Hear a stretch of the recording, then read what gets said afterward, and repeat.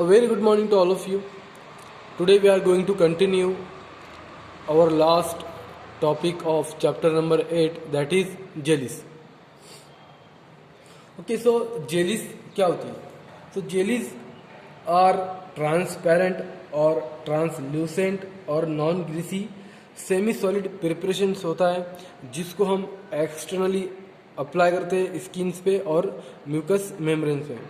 Transparent, जैसे कि आपको पता है ट्रांसपेरेंट क्या होता है, मीन्स हमको उसके पार का आसानी से कोई चीज़ मीन्स दिख सकती है, इसको हम ट्रांसपेरेंट बोल सकते हैं. ओके, और ट्रांसलूसेंट मीन्स ऐसी ट्रांसलूसेंट मीन्स ऐसा जहाँ से मीन्स जो चीज़ में से मीन्स जो लाइट होती है वो पास इजीली पास होती है, बट हमको उसकी दूसरी साइड का कोई इमेज हमको शो नहीं होता है, उसको हम ट्रांसलूसेंट भी कह सकते हैं.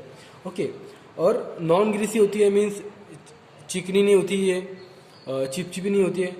ओके, तो हम उसको जेलिस को ट्रांसपेरेंट, ट्रांसलूसेंट और non greasy semi solid preparations बोलते हैं, जिसको हम स्किन से अप्लाई करते हैं और म्यूकस मेम्ब्रेन पे इसको अप्लाई करते हैं. ओके, और जेलीज जो कि प्रिपेयर होती है नेचुरल गम्स से उसको प्रिपेयर किया जाता है, जैसे कि ट्रागाकांथ, पेक्टिन, सोडियम अल्जीनेट और सिंथेटिक डेरिवेटिव्स भी होते हैं उसके अंदर, और नेचुरल सब्सटेंस भी होते हैं उसके अंदर, जैसे कि methyl cellulose and sodium carboxyl methyl cellulose. Okay, so ये सब एजेंट भी उसके अंदर जब भी जेलिस को बनाते हैं तो तब उसके अंदर सब ये सब एजेंट भी हम यूज करते हैं. ओके, बट जो जेलिस होती है ये म्यूसिलेज से सेम होती है. म्यूसिलेज के जो म्यूसिलेज होता है और जो जेलिस दोनों भी सेम्स होती है. म्यूसिलेज आपको पता ही होगा कि जो एक विस्कस सब्सटेंस होता है, एक जिलेटिनस सब्सटेंस होता है जो कि हमको प्लांट से निकलता है, उसको हम बोलते हैं म्यूसिलेज. ओके, तो जेली जो होती है वो म्यूसिलेज की जैसी होती है, बट डिफरेंट सिर्फ इतना होता है कि जो भी हम डिफरेंट सिर्फ इतना होता है इसके अंदर जेलीज के अंदर कि हम इसके अंदर इसको प्रिपेयर करने के लिए हम गम का यूज़ करते हैं, और एक डिफरेंट ये होता है कि जो म्यूसिलेज होता है उसके अंदर जेल की जैसी कंसिस्टेंस नहीं होती, मीन्स उसमें थोड़ा ही डिफरेंस होता है. ओके, जैसे कि आपको पता होगा कि बहुत सारे जो मेडिकेटेड जेलीज है, ओके, ओरल मेडिकेटेड जेलीज जिसको बोलते हैं हम, वो मार्केट में अवेलेबल होती है, जिसको हम ओवर द काउंटर मेडिकेशन भी कहते हैं, जिसको हम इजीली खरीद लेते हैं. ओके, जो कि फ्लेवर में भी होती है, मैंगो, पाइनएप्पल, स्ट्रॉबेरी, चॉकलेट वगैरह, जिसके अंदर मीन्स एपीआई कंटेनिंग ड्रग्स होते हैं. ऐसे ड्रग्स होते हैं जिसको हम एज अ एनेस्थेटिक, अर्थराइटिस के लिए और एज अ एंटी हाइपरटेंसिव भी हम जेलिस को यूज़ करते हैं. ओके, मीन्स उसके अंदर ऐसे ड्रग्स होते हैं जिसको हम एंटी हाइपरटेंसिव, अर्थराइटिक, घुटनों में दर्द वगैरह के लिए, फिर एनेस्थेटिक, एनेस्थीसिया के लिए भी हम उसको एज अ जेली हम यूज़ करते हैं. ओके, सो इतनी सब टाइप्स की जेलीज भी अवेलेबल है मार्केट्स के अंदर,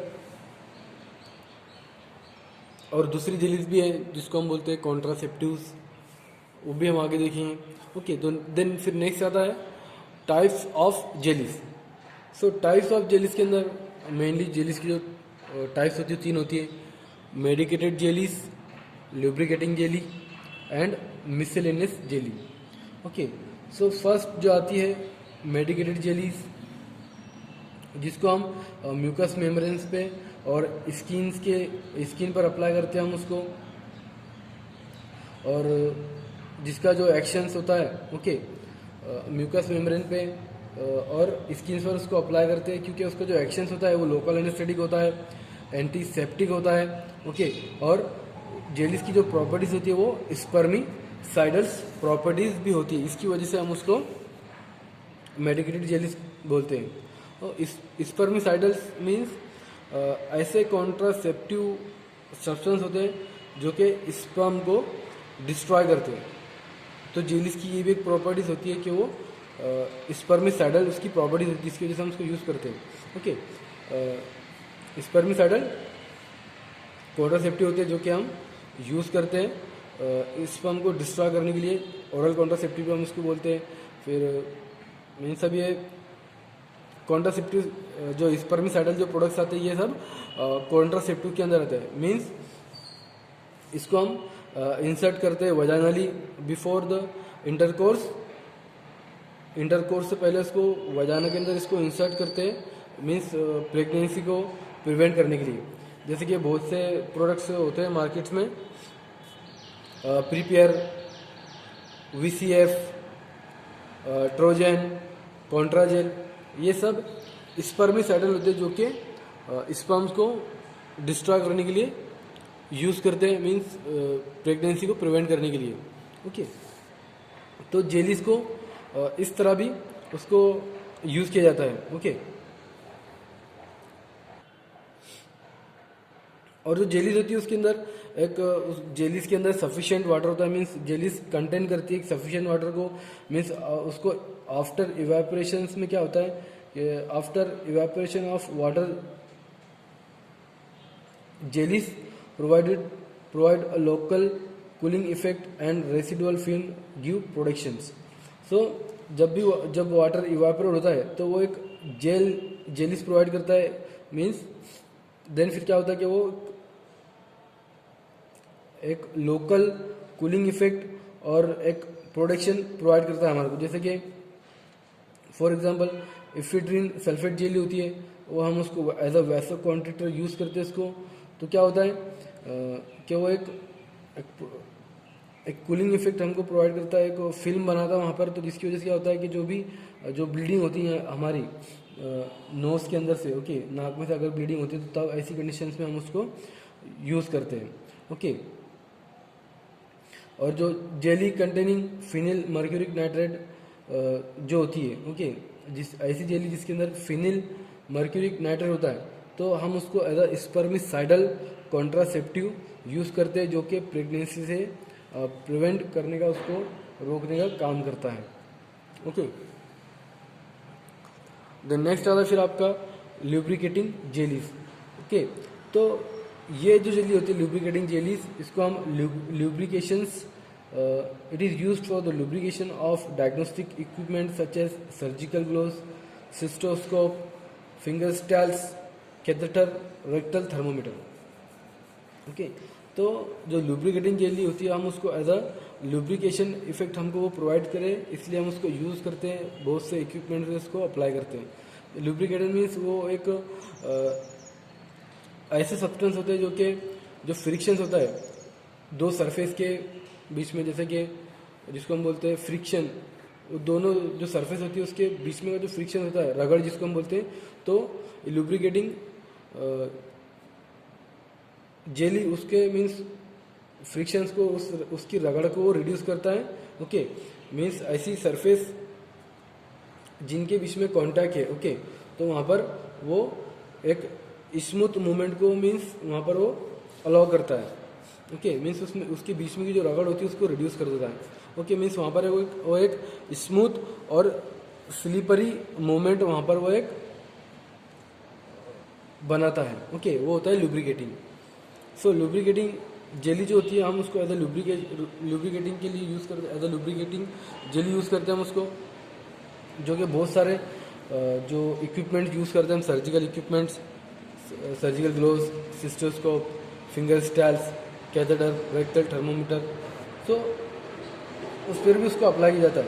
ओके, तो आपको पता होगा, आपने क्लिनिकल फार्मेसी के अंदर पढ़ा होगा कि जो कैथेटर पे उसको अप्लाई किया जाता है। जो कैथेटर जो हेलो ट्यूब होती है जिसको हम यूज़ करते हैं, उसको ब्लैडर में पास करते हैं जहाँ से मतलब जो यूरिन से वो ड्रेन हो सके, निकल सके। ओके, वो होता है कैथेटर। देन फिर इसको फिंगर स्टाइल जो होते हैं, मीन्स जो फिंगर पे हम जो उंगलियां पहनते हैं, ओके, जैसे कि हमको लग जाता है कोई भी उंगली पे, सो जो हम फिंगर को प्रोटेक्शन के वास्ते जो रबर की जो होती है, okay, finger style finger protector जिसको हम बोलते हैं, तो वो हम पहनते हैं, तो उसको भी पहनने के लिए हम उसको लुब्रिकेटिंग चीज़ें वहाँ पर अप्लाई करते हैं। ओके, देन फिर सिस्टोस्कोप तब भी हम उसको यूज़ करते हैं जेलिस को उस पर अप्लाई करने के लिए कि सिस्टोस्कोप मीन्स तब भी हम जब किसी पेशेंट्स को उसको डायग्नोस करने के लिए उसको मॉनिटर करने के लिए उसके मीन्स उसकी जो यूरेथ्रा है और जो उसके ब्लैडर की जो कंडीशन है मीन्स कितनी उसकी कंडीशन अफेक्ट हुई तो उसको डायग्नोस करने के लिए हम सिस्टोस्कोप का यूज़ करते हैं, सिस्टोस्कोप जिसको हम बोलते हैं। तो तब हम लुब्रिकेटिंग जेली का यूज़ करते हैं वो कंडीशंस में। ओके, और rectal thermometer. Okay, rectal thermometer means उसको किसी पेशेंट को रेक्टली उसको टेम्परेचर चेक करने के लिए हम यूज़ करते हैं, तो तब भी उस पर लुब्रिकेटिंग जेली का अप्लाई करते हैं। ओके, और जो लुब्रिकेटिंग जेली होती है ये थिन और ट्रांसपेरेंट और वाटर सोल्यूबल होना चाहिए, क्योंकि जेलीज और ये जेलीज है ये स्टेराइल होना चाहिए। Okay, because these are used as a lubricants for articles to be inserted into the sterile region of the body such as urinary bladder. Okay, जैसा कि मैंने आपको बताया कि ये सब जो भी लुब्रिकेटिंग जेली ये सब स्टेराइल होना चाहिए, क्योंकि हम इसको डायरेक्ट बॉडी कैविटी के अंदर जो यूरिनरी ब्लैडर है या फिर रेक्टल है तो उसके अंदर भी हम उसको यूज़ करते हैं किसी इंस्ट्रूमेंट को इंसर्ट करने के लिए, तो वो स्टेराइल होना चाहिए। ओके, नेक्स्ट होता है फिर मिसलिनियस जेलीज। तो मिसलिनियस जेलीज के अंदर दो जेलीज आती है, पैच टेस्टिंग जेलीज होती है और एक इलेक्ट्रोकार्डियोग्राफी। तो जो फर्स्ट होती है पैच जेली, उसको हम एज अ व्हीकल यूज़ करते हैं हम उसको एलर्जेंस के लिए, जब भी हम उसको स्किन पर अप्लाई करते हैं स्किन की सेंसिटिविटी को चेक करने के लिए। ओके, तो वो होती है पैच टेस्टिंग जेलीज। ओके, जिसको हम उसके अंदर यूज़ करते हैं। और नेक्स्ट होती है इलेक्ट्रोग्राफी जेलीज। जब हम उसको यूज़ करते हैं तो आपने देखा होगा कि जब भी किसी पेशेंट्स का आप ईसीजी कराने गए होंगे हॉस्पिटल में, तो आपने देखे होंगे जब भी कोई डॉक्टर किसी पेशेंट का ईसीजी निकालता है तो वो कुछ इलेक्ट्रोड्स उसकी स्किन पर वो अप्लाई करता है। तो आपने देखा होगा कि वो कुछ एक विस्कस लिक्विड वो इलेक्ट्रोड पे अप्लाई करता है। ओके, तो वो जो भी चीज़ अप्लाई करता है वो होती है इलेक्ट्रोग्राफी जेली, जो कि जब भी किसी पेशेंट की ईसीजी निकालते हैं तब उसको यूज़ करते हैं, तो उसको हम बोलते हैं इलेक्ट्रोग्राफी जेली। ओके, तो डॉक्टर उसको इलेक्ट्रोड पे अप्लाई करता है उसके इलेक्ट्रोग्राफी के। ओके, और जिसकी वजह से क्या होता है कि जो इलेक्ट्रिकल रेजिस्टेंस होती है पेशेंट्स की स्किन्स में, ओके, और इलेक्ट्रोड की, तो वो उसको रिड्यूस करता है। ओके, जिसके अंदर सोडियम क्लोराइड होता है, पीएमएस पाउडर और ग्लिसरीन भी होता है उसके अंदर। ओके, तो जो सोडियम क्लोराइड होता है वो एज अ गुड कंडक्टर होता है ऑफ इलेक्ट्रिसिटी। ओके, और जो ग्लिसरीन होती है वो एज अ ह्यूमेक्ट्रन होती है वहाँ पर, किसमें, इलेक्ट्रोग्राफी में, इलेक्ट्रोग्राफी जेलीज के अंदर। ओके, देन नेक्स्ट आता है फिर फॉर्मुलेशन ऑफ जेली। ओके, तो फॉर्मुलेशन ऑफ जेलीज के अंदर सबसे पहले आते हैं हमारे जेलिंग एजेंट। ओके, तो जेलिंग एजेंट क्या होते हैं जो कि हम यूज़ करते हैं जेली को प्रिपरेशन करने के अंदर, उसको फॉर्मुलेट करने के लिए। तो बहुत सारे जेलिंग एजेंट जो होते हैं ऑर्गेनिक हाइड्रोक्लोराइड्स होते हैं और कुछ होते हैं जो इनऑर्गेनिक हाइड्रोक्लोराइड्स होते हैं, जो कि हम as a gelling agent use करते हैं जेली को प्रिपेयर करने के लिए, कि उसकी वजह से जो भी मटेरियल है वो जेल फॉर्म में बन जाता है। ओके, तो सबसे पहले उसके अंदर आती है फर्स्ट एग्जांपल जो आती है जेलिंग एजेंट के अंदर, वो होती है ट्रागाकांत। ओके, तो जो ट्रागाकांत जेलिंग एजेंट होता है उसको हम ल्यूब्रिकेटिंग और मेडिकेटेड एंड कॉन्ट्रासेप्टिव जेलीज को बनाने के लिए, उसको प्रिपेयर करने के लिए हम यूज़ करते हैं, जिसके अंदर जो कॉन्सेंट्रेशन होता है, ओके, वो 2 to 5% रिक्वायर्ड होता है ट्रागाकांत का जेली को प्रिपेयर करने के लिए। ओके, और जो जेली होती है जिसको हम ट्रागाकांत के थ्रू हम प्रिपेयर करते हैं, ओके, ट्रागाकांत बाय यूजिंग ट्रागाकांत हम यूज़ करते हैं, जिसके अंदर ट्रागाकांत जेलिंग एजेंट हम यूज़ करते हैं जेलीज के अंदर। तो उसके अंदर क्या होता है कि लम्स गार्ड बनने के चांसेस भी होते हैं। तो उसको हम कैसे अवॉइड करते हैं कि अल्कोहल और ग्लिसरीन और वोलेटाइल का एजेंट का डिस्पेंसिंग एजेंट जो होते हैं उसका हम यूज़ करते हैं कि ट्रागाकांत के लम्स मीन्स किसी भी तरह की गांठें ना उसके अंदर बन पाए। ओके, और जो भी जेली हम बनाते हैं जिसके अंदर हम gelling agent as a tragacanth use करते हैं तो वो इतनी मीन्स उसको हम ज़्यादा लॉन्ग टाइम तक के उसको हम नहीं रख सकते। बहुत से उसके डिसएडवांटेज होते हैं। ओके, वो क्या होते हैं हम देखेंगे कि जो भी ट्रागाकांत यूज़ करके हम जो भी जेली प्रिपेयर करते हैं, ओके, तो उसको हम ज़्यादा टाइम तक के स्टोर करके नहीं रख सकते। ओके, क्योंकि इसके अंदर जो माइक्रोबियल ग्रोथ के वो चांसेस बढ़ जाते हैं, ये वजह से हम इसको लॉन्ग टाइम तक के इसको नहीं रख सकते। और इसकी विस्कोसिटी भी मीन्स विस्कोसिटी के अंदर वरी हो सकता है, मीन्स कम ज़्यादा भी हो सकती है, because gum is obtained from natural sources. Okay, तो जो भी गम है ट्रागाकांत नेचुरल सोर्सेज से हमको मिलता है, तो ये वजह से उसकी विस्कोसिटी के अंदर भी कम ज़्यादा के चांसेस हो सकते हैं। ओके, और उसका जो पीएच होता है विस्कोसिटी की वजह से उसकी जो पीएच की रेंज होती है वो भी कम ज़्यादा रहती है। ओके, तो ये वजह से हम ट्रागाकांत के बहुत सारे डिसएडवांटेज हैं। ओके, नेक्स्ट होता है फिर सोडियम अल्जीनेट। ओके, तो सोडियम अल्जीनेट हम इसको जेली के अंदर एज अ लुब्रिकेंट यूज़ करते हैं, जिसके अंदर ये 1.5 to 2% and dermatological vehicle 5 to 10% हम इसको यूज़ करते हैं। ओके, क्योंकि जो विस्कोसिटी होती है सोडियम अल्जीनेट जेली की वो इंक्रीज हो जाती है by the adding of trace of soluble calcium salt की वजह से। ओके, तो इस वजह से जो सोडियम अल्जीनेट है उसका एक एडवांटेज है कि वो ट्रागाकांत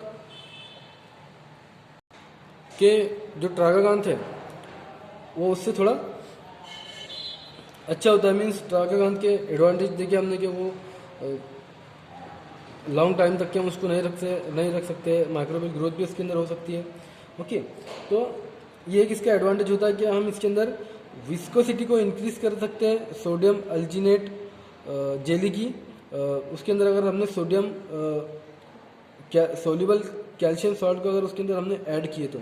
ओके, देन नेक्स्ट आता है फिर पेक्टिन। ओके, तो जो पेक्टिन है सबसे वैल्यूएबल जेलिंग एजेंट है जब भी हम एसिड प्रोडक्ट बनाते हैं। ओके, जेली के अंदर तो उसके अंदर हम glycerine as a dispersing agent और as a humectant in dermatological jellies के अंदर हम ग्लिसरीन को एज अ यूज़ करते हैं।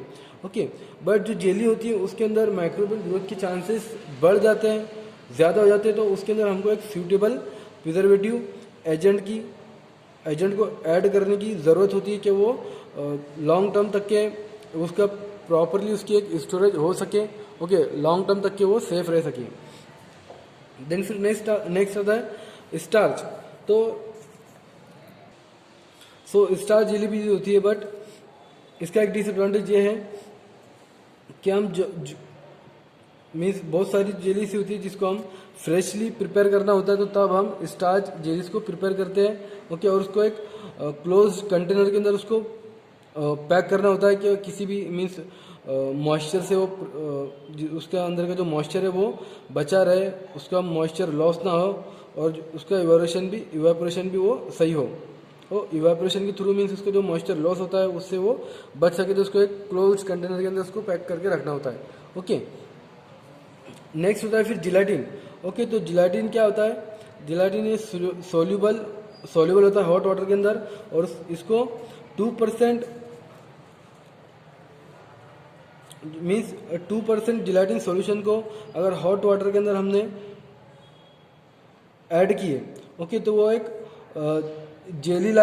जेली फॉर्म करेगा अगर हमने उसको बाद में कूल करते हैं तो। ओके, और अगर हमको बहुत स्टीव और बहुत मीन्स गाढ़ी जेली अगर बनाना है, ओके, मेडिकेटेड जेली, तो हम उसके अंदर 50% जिलेटिन को भी ऐड कर सकते हैं वाटर के अंदर। ओके, तो उससे हमारी जो जेली बनेगी वो बहुत स्टीफ और हार्ड जेली हमारी प्रिपेयर होंगी। ओके, देन नेक्स्ट आता है फिर सेलुलोज डेरिवेटिव। ओके, तो Mithil cellulose and sodium carboxyl methyl cellulose ज़्यादा यूज होते हैं जब भी हम जेलीज को प्रिपेयर करते हैं। और ये जो सब्सटेंस है, ओके, ये एक न्यूट्रल जेलीज को प्रोड्यूस करते हैं, जिसकी वजह से क्या होता है कि जो इसकी जो वेरी स्टेबल विस्कोसिटी और अफर्ड गुड रेजिस्टेंस उसका बनता है, ओके, जेलीज का। और sodium carboxyl methyl cellulose is used for the preparation of lubricating jellies as well as the sterile jellies. और जो sodium carboxyl methyl cellulose है उसको हम लुब्रिकेटिंग और स्ट्राइल जेलीज को बनाने के लिए हम उसको यूज करते हैं। ओके, नेक्स्ट आता है फिर preparation of jellies. So preparation of jellies के अंदर जो बहुत सारी फार्मास्यूटिकल जेलीज जो होती है हम उसको प्रिपेयर करते हैं बाय यूजिंग, और उसके अंदर थिकनिंग एजेंट ऐड करके, जैसे कि ट्रागाकान, कार्बोक्सिल मेथिल सेलुलोज, ओके, ये सब ऐड करके हम उसको बनाते हैं। बट जो थिकनिंग एजेंट है वो ट्रांसफर हो जाते हैं इनटू एक्वस सॉल्यूशन के अंदर, जिसके अंदर जो ड्रग होता है वो डिजोल्व होता है ड्रग, ओके, जिसकी वजह से जो मास जो प्रिपेयर होता है वो जो मास होता है उसको ट्रैचुरेट करना होता है हमको मोटर के अंदर, जब तक कि मीन्स वो एक यूनिफॉर्म प्रोडक्ट हमको ऑब्टेन नहीं होता तब तक कि हमको उसको ट्रैचुरेट करना होता है। और अगर हमको अगर एक यूनिफॉर्म प्रोडक्ट अगर फॉर्म होता है, ओके, तब हमको पता चलता है, मीन्स हम कह सकते हैं कि जो भी हमारा फॉर्मेशन या प्रिपरेशन बना वो जेली है।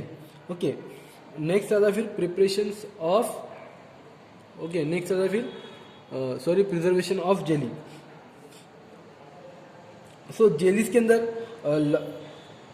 अंदर लार्ज अमाउंट के अंदर वाटर होता है, जिसकी वजह से बैक्टीरियल या फंगल ग्रोथ के चांसेस बढ़ जाते हैं। तो उसके अंदर हमको एक सुइटेबल प्रिजर्वेटिव एजेंट ऐड करने की ज़रूरत होती है, जैसे कि हम उसके अंदर propyl para hydroxy benzoic acid 0.05% उसके अंदर हम ऐड कर सकते हैं एज अ प्रिजर्वेटिव, और मिथिल पैरा हाइड्रोक्सी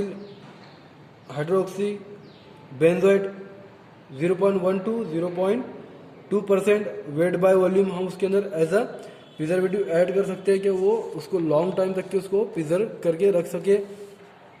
और बेंजोइक एसिड, बेंजाल्कोनियम क्लोराइड, क्लोरक्रिसरॉल, ये सब हम उसके अंदर एज अ प्रिजर्वेटिव ऐड कर सकते हैं जेलीज के अंदर। ओके, नेक्स्ट आता है फिर storage conditions of jellies.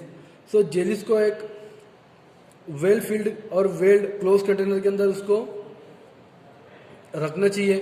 Okay, then jellies stored in cool place to prevent drying out. Okay, उसको एक कूल प्लेस पे रखना चाहिए कि मीन्स वो सूखे ना हो, मीन्स वो ड्राई ना हो। ओके, देन फिर जो स्ट्राइल जेलीज होती है, स्ट्राइल जेलीज जैसे कि कैथेटर लुब्रिकेंट और पैक जेलीज, उसको हम एक कोलैप्सिबल ट्यूब्स के अंदर उसको रखते हैं। तो ये होता है उसकी स्टोरेज कंडीशंस। ओके, तो यहाँ पर जो हमारा सेमी सॉलिड डोसेज फॉर्म है, चैप्टर नंबर एंड हुआ यहाँ पर। ओके।